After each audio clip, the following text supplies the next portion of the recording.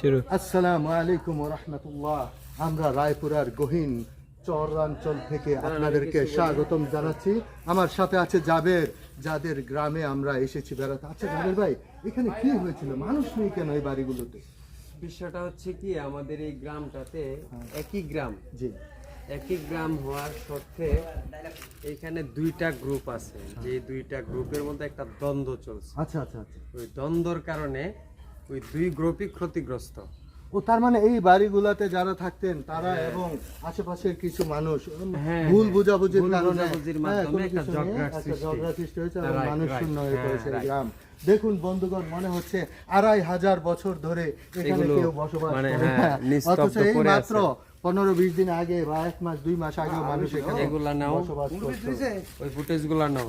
আসুন আমরা দেখি। এই যে দেখুন, এই সমস্ত বাড়ি ঘরে এখন আর কেউ থাকে না। এই যে দেখুন কিভাবে ক্ষতিগ্রস্ত করা হয়েছে, মানুষের বাড়িঘরগুলোকে ভেঙে লুট করে নিয়ে গিয়েছে ভিতরের মাল সামান। এখন কেউ থাকে না এখানে। এই যে দেখুন কিভাবে ক্ষতিগ্রস্ত করা হয়েছে বাড়িঘরগুলোকে, দেখেছেন? আশেপাশের প্রত্যেকটি বাড়ি ক্ষতিগ্রস্ত এবং এখানে কোনো মানুষ নেই।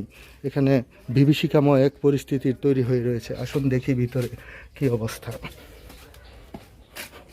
হ্যাঁ, এই যে দেখুন রাস্তার পাশে এগুলো কুপিয়ে জখম করে রাখা হয়েছে